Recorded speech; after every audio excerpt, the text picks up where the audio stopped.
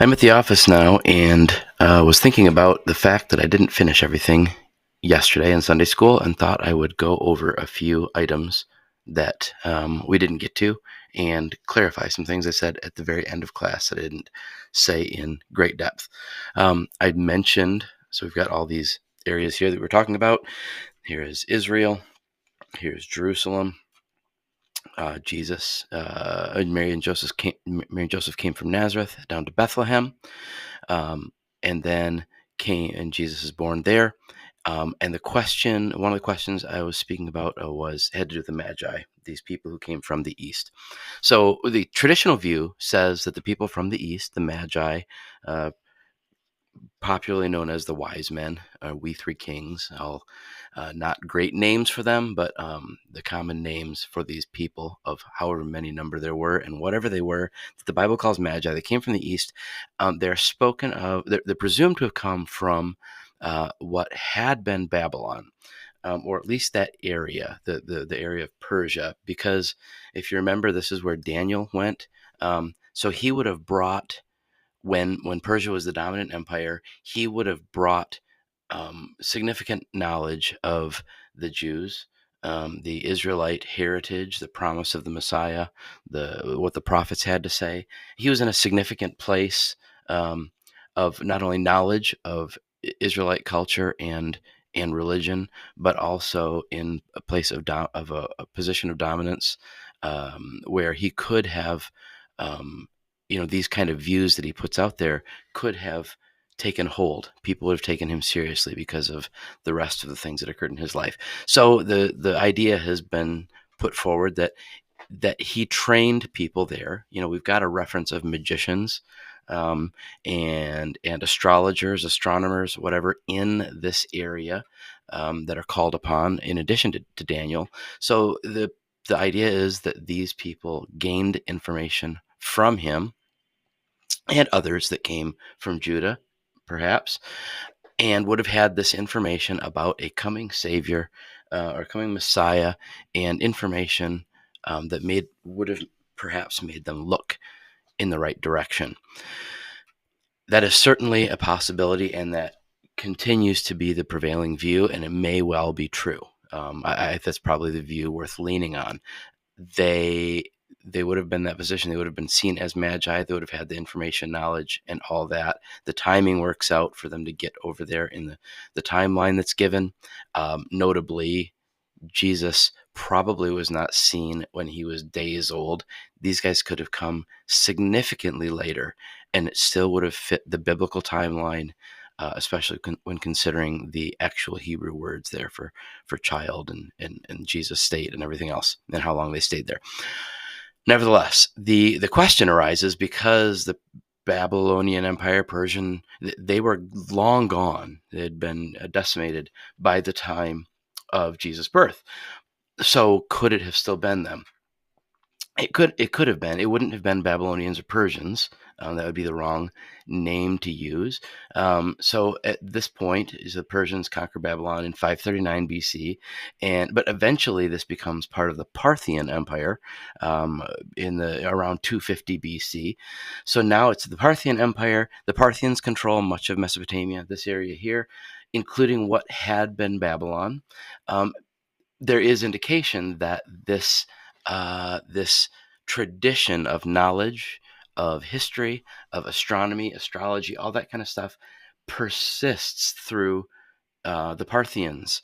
So if this were the case, and this very may well be the case, that these were the people, we shouldn't think of them as Babylonians or Persians. They would have been Parthians, or at least from the Parthian Empire, influenced heavily by the Babylonians, who were influenced heavily probably by Daniel and his compatriots. So they would have come from here, from the Parthian Empire at the time, over here. I did mention the idea that perhaps they're Nabateans because they came from the east, and that is possible. It is still from the east. Both of these are to the east. This is certainly farther from the east. They would have had a big, long walk along the river and down. They could have done it. These guys are awful close. The downside to this view is there's no indication these were ever would have been known as Magi, that there's any history of astronomy, astrology, that kind of thing down here. So this is all speculation. The thing that's very interesting is, since this wouldn't have been Babylon anymore, these guys did have the goods. They had the things that the people from the east brought. One very likely combination view is that these people are the ones who saw the coming king.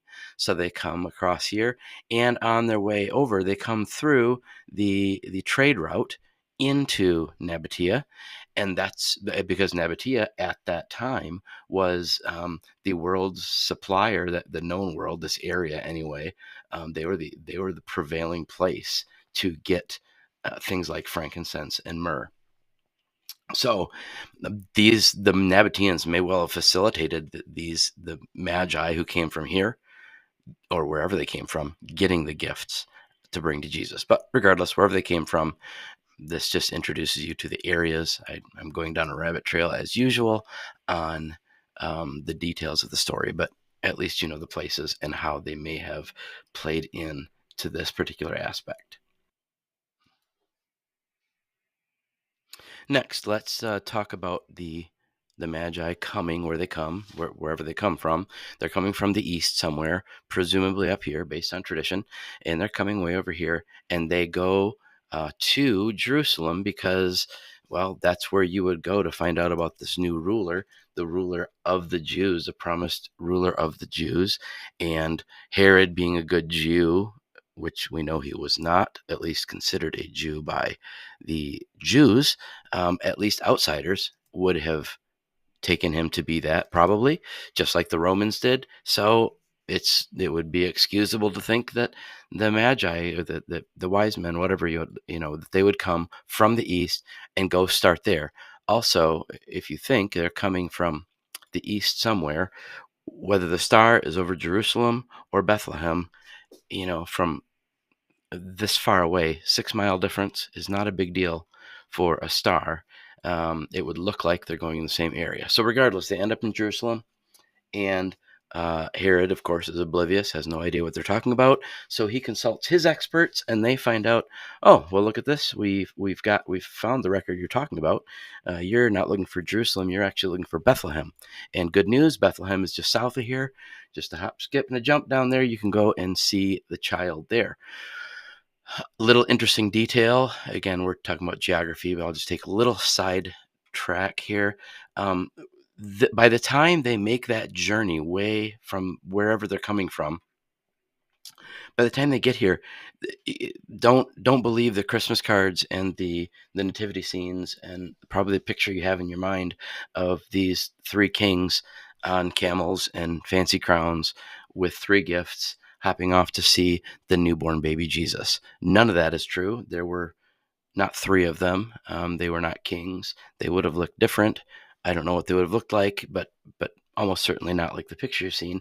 And the thing that we know most certainly is that Jesus would not have been a newborn baby when they came to visit. By the time that Herod sends them from, well, he doesn't send them. Yeah, I guess he does send them from Jerusalem down to Bethlehem. By the time they go down there, and they indeed find him, why would Herod have? He asks them, "When did you see the star?" And they tell him, and we don't get the whole dialogue between them, but based on when they saw the star and their calculations and the journey they took and everything else, why would Herod have said kill anyone, any male children under 2 years old? That makes us think that, well, certainly this isn't a week-old baby here, or he would have said, look for week-old babies. So for one, he has anyone under 2 years old killed. Two, if indeed they are in Parthia, that's several months of travel. So Jesus is several months old anyway by this time. Also, there's a clue in the text. It says when they came to the house, it doesn't say they came to the manger, where earlier it says he was born. And I mentioned earlier in class that don't picture a barn, a stable, certainly not a hotel down the way, or not the barn that because they couldn't find room in the hotel. The Greek word suggests that they came because they're coming to see family, or I'm coming for the census of their ancestral home. There would have been family there, so they're going to stay with extended family in Bethlehem. And remember, Joseph or Mary had visited not far from here to see her cousin just months earlier. So they could have stayed there if they needed to. It's not that far away. So they would stay there before they would just stay in a barn. So when we read that he stayed, that there was no room in the inn, you should understand the word. There was no room in the kataluma, which would have been more like a guest room. There was no room in the proper place to store visiting, to put up visiting family. So they had them stay in the the manger, the place where the animals were kept. And that would have been not a barn outside, but a space inside on the first floor, right where you first enter the home, because that, they've got their flocks that they're having for sacrifice, or for wool, or for food, or whatever. They've got them out in the fields. There's lots of them, but they've got special animals. They could have been pets, more likely. Maybe you've got a fatted calf. Maybe you've got a special firstborn that you're raising for sacrifice. Whatever happens, it could be injured, it could be young, it could be whatever. There would be special animals that were kept inside the home in this area. If a calf has just been born, or a kid, a lamb, that kind of thing, they're probably staying in there. So this is the area most likely that Jesus was born. So when it says that he's born in this manger space, but then when the Magi, sorry, I keep on slipping into the cultural conventions, when the Magi visit him, they go and see him in the house. Given that they say that, it makes it sound like by this time we're well past the census. It's months later. It took them months to get there. So they are now staying in the actual guest space that they would have stayed in, at least somewhere in the home, rather than in the animal pen. It's been a long time. Mary is no longer ceremonially unclean. She and Jesus have both visited the temple by now to satisfy the strictures of the law for what they're supposed to do after childbirth. So they're probably resting and just staying with the family there while they're deciding what to do. And that's when the Magi visit them. So probably Jesus is 6 months to up to 2 years old by the time they show up. So don't believe the pictures on the Christmas cards. They're a nice thought, but it's worth thinking about what most likely went down, and adjust your understanding to fit that. The next step we have to talk about, we have Jesus born in Bethlehem, and then the family flees to Egypt to escape Herod's wrath, because they know that Herod is coming, because he is following the same trail that the wise, or the Magi, have followed. So they are going to leave and go for refuge in Egypt. And this is an old story in the Old Testament. We have how many people? Abraham and Jacob and Joseph. Joseph brings the family. This is a place in Egypt where people come multiple times throughout the Old Testament when they're looking for refuge from varying things. The traditional site that people look at is here near what is now Cairo. Headquarters moved around in Egypt, but this is where people figure. But as I've said before, anything in this area would have been considered Egypt at the time. So, they came down somewhere into Egypt, stayed for a bit before they get the all clear to come back. When they do get that all clear to come back, as I'll talk about in a minute, when we talk about the different Herods that I alluded to, and how that whole tetrarchy and that whole situation worked out, he comes back and chooses, as I'll explain in a minute, not to go back here because of the Herod that is in charge of Judea. Rather, he is going to go up to Nazareth, which is actually where they are from. As far as we know, and there's a lot of details that go into that, but you could argue for them going back to Nazareth or to Bethlehem, based on where they had family, based on where they had connections and all that. But it explains they did not go to Bethlehem, where they had been probably for a little while, because of Herod, and then they did go up to Nazareth and settled there where they had been when they first left for the census. So here again is Bethlehem up to Nazareth. I talked earlier about Micah and Jeremiah. Here's the passages from Jeremiah and Micah down here. And at first they may sound unrelated, and they are on the surface.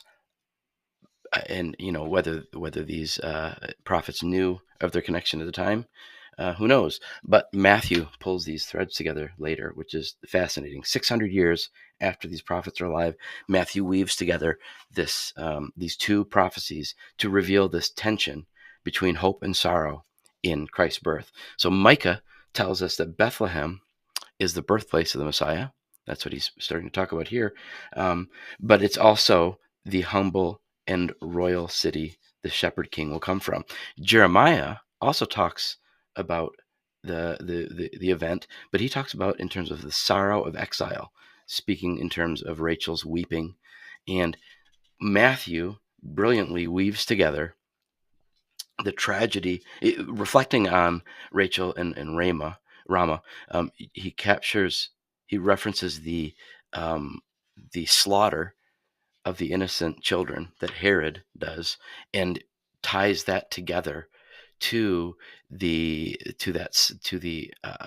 weeping in Rama down here, or in Matthew now, in the middle of Matthew 2. So he compares this, and also talks about Bethlehem, citing Micah and Jeremiah, just within a few lines of each other, together, saying these prophecies together are talking about the fulfillment of God's sovereign plan in Jesus' birth, and the profound human cost and opposition that are accompanying it, and talking about the suffering and the hope and all that, wrapping this all together, putting these prophecies together in one place. That's just beautiful and fascinating, and again, something that would be bizarre if this were human authors. Okay, I've mentioned this a few times, and I alluded to it during Sunday school. Let's try and briefly go through what happened during Herod's rule. So I mentioned we've got these other districts of Syria, Nabatea, and Egypt down here. Let's turn those off to eliminate confusion, and let's turn off these Galilee cities we don't really need, and turn on, I'll turn all this area here off in just a moment, and I just want to look at the districts inside of Herod's rule. So if we can, if I can find this, yeah, okay. So if we turn,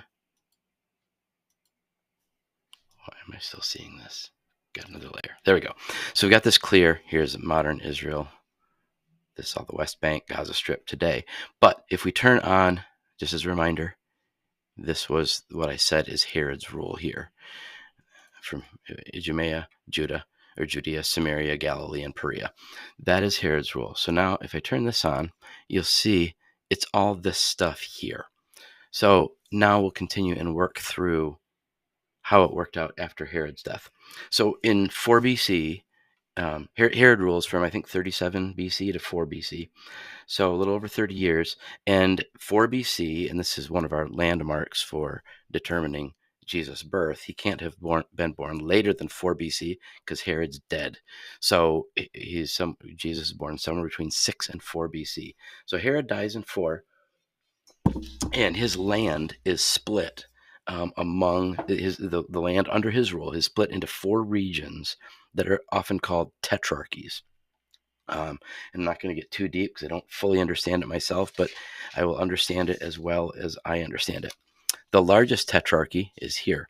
So this one is the tetrarchy of Judea, Samaria, and Idumea. So here's Galilee. We're not talking about Galilee. So here's Samaria, Judea, and Idumea, or is this area here. So that is the largest tetrarchy, and this one initially goes to his son Archelaus. And just for fun, let's bring this up. So here we can see his son Archelaus, Herod Archelaus, reigns 4 BC to 6 AD, 10 years. He's mentioned in Matthew 2. So Archelaus is initially given this majority of what Herod the Great had ruled. However, he's just a terrible ruler. He's deposed in 6 AD, and it becomes no longer part of the client state, but now it's called the Roman province of Judea. So this region here is now going to be directly under Romans' control after Archelaus. So it goes Herod the Great to Archelaus briefly, and then no longer client state, directly Roman control. That becomes a province, just like we got the province of Syria up here, no longer client state. Now it's a province of Judea. So this can be confusing because Judah was down here, Judea under Herod was in here. Now, as far as the Romans are concerned, politically speaking, they call all of this Judea. We're not concerned with what the Romans think, but that's good to be aware of, because what they call Judea and what a Jew calls Judea are going to be different things. So this is Judea from a Roman perspective, and that will surface when you hear about who rules different areas. So when we hear that Pilate is the ruler of Judea, it doesn't just mean Jerusalem and the surrounds. It means this whole area in their manner of speaking. So again, this is going to come up during Jesus' life when you hear about Pontius Pilate. That's the reason he's involved. This had been here at the Herod the Great's, passed to Archelaus briefly, then moves around to several different Roman officials, governors or legates or whatever, different, depends on the structure they had. Eventually, it's under Pilate. So that is the largest tetrarchy: Judea, Samaria, and Idumea. Excuse me. I mentioned it was ruled long before Pilate. It was ruled by Archelaus. This is the guy when Joseph comes back from Egypt. Matthew 2:22, it says he's coming back from Egypt, but he avoids going into Judea, meaning he doesn't go to Bethlehem.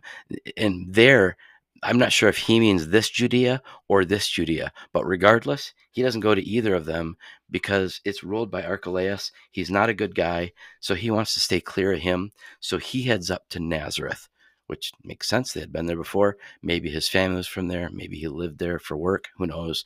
But regardless, like, we've been there before, let's go back there because we don't want to be anywhere near where Archelaus was. We thought Herod was crazy killing babies. Who knows what Archelaus is going to do? So they go up, among other reasons. For instance, that Jesus is going to be a Nazarene, but this is why they go to Nazareth in this tetrarchy rather than in Judea. The next largest tetrarchy is actually Galilee and Perea together. They're not connected, not contiguous, but these, this makes a rule kind of awkward, I'm sure. But these two areas were together the next largest tetrarchy, and they are ruled by Herod's son, Herod the Great's son, Herod Antipas.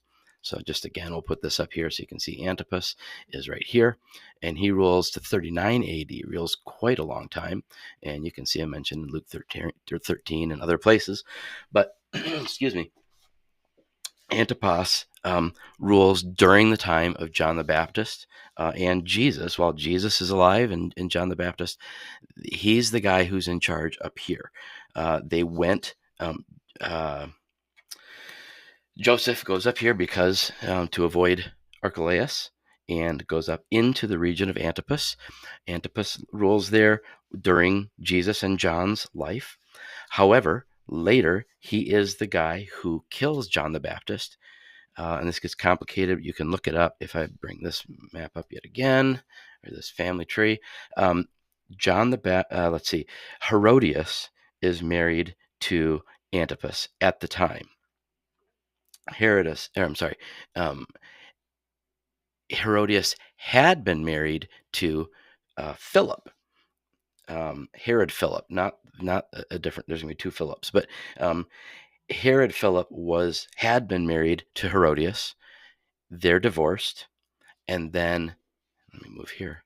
Herod Philip was married to Herodias. They get divorced, and then Antipas marries her, and that's when John the Baptist chastises him. You should not have done that, and it cost him his head. So that is this guy up here. He also plays a role in Jesus' death, and this is interesting. If you see the taunt going back and forth, you can understand why it happened when Pilate and Antipas, Herod Antipas, are playing, hot potato here with who's going to deal with Jesus. Nobody wants to touch this issue. So, Jesus is from Nazareth. He spent most of his time in Galilee.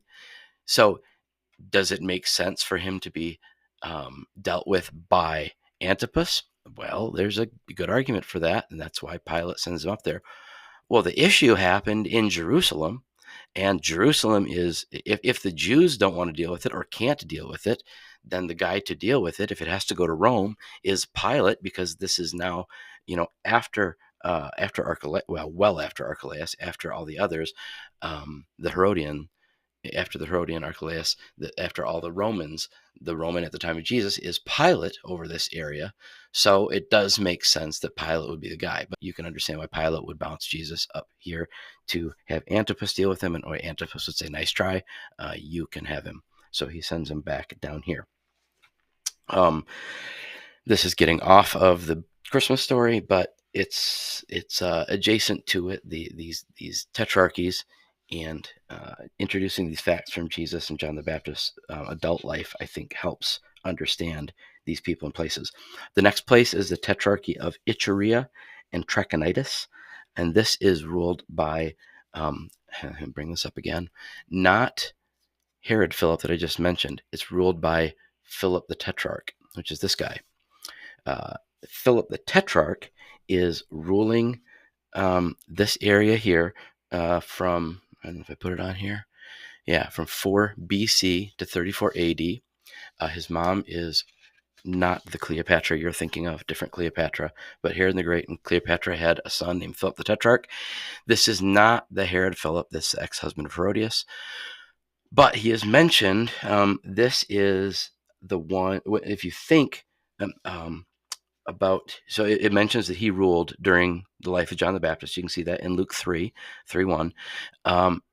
When Jesus learns that John the Baptist is killed. Here's Galilee. John the Baptist has been working in the Jordan, baptizing in the Jordan and speaking all up in here, and he gets killed, and Jesus hears about it and is mourning his cousin, I'm sure. And it mentions, I think this is after the feeding of the 5,000, he wants to get away. I mentioned a little bit earlier during Sunday school that he could have gone to get away a lot of places. This is speculation. It doesn't say this in Scripture, but I think it's plausible to think the reason that he went up here, because he did go over here, I think the reason he went up here is because this area is under the rule of Philip the Tetrarch, not under the rule of the guy who had killed his cousin. So it's going to be more calm. You're not likely to be captured if there's some reason that Herod Antipas wants to go after somebody else. That Jesus is also picking up in much the same path as what John the Baptist had been doing. This would be a great place to go to get away from that. So conjecture, but maybe that was part of the reason why Jesus went across there. This Philip was a peaceful city builder. We see that mentioned in Matthew 16:13 and John 1:44. The last area we've got tetrarchies. So we've got 1, 2, 3, and then 4 is this kind of an unusual one here. It's actually called a toparchy because it's not a big region. It's actually 3 cities. So it probably comprised a couple cities here and one here. Sorry for the sirens back there. These 3 cities together were given to Salome, and this would not be the Salome that danced for Antipas. This is a different Salome that was older. This would be Herod the Great's sister. We can flip back to this again. Oops. There we go. Herod's, it's not on here. Herod's sister is Salome. So not this one, but one up here. So because it was 3 cities and they're just scattered about, this was kind of it was probably a nod to her as still living family for whatever reason that he gave it to her. This was not a huge region. It was probably more a just a nice thing to do, whatever. Who knows how involved she was. Certainly not a player, not mentioned in the Bible anywhere. It's not a significant thing, but I mention it just so you can understand the four part of tetrarchy and how they got all divided up. That, I believe, brings us to the end of everything that I had wanted to cover for the geography of Christmas and a little bit beyond into Jesus' life. But I hope that was interesting. It certainly was interesting for me to get out of the just Old Testament stuff, but also into how this all works into tying together the Old Testament prophecies and the birth and life of Jesus. So I hope you enjoyed it. In the video link, I'm including, or in the video description, I'm including some links to some other things that I mentioned in class. So if you're looking for the handout or some web links, or if you want this Google Earth file, I'm happy to share it. So I'll put links that I have there. Until next time.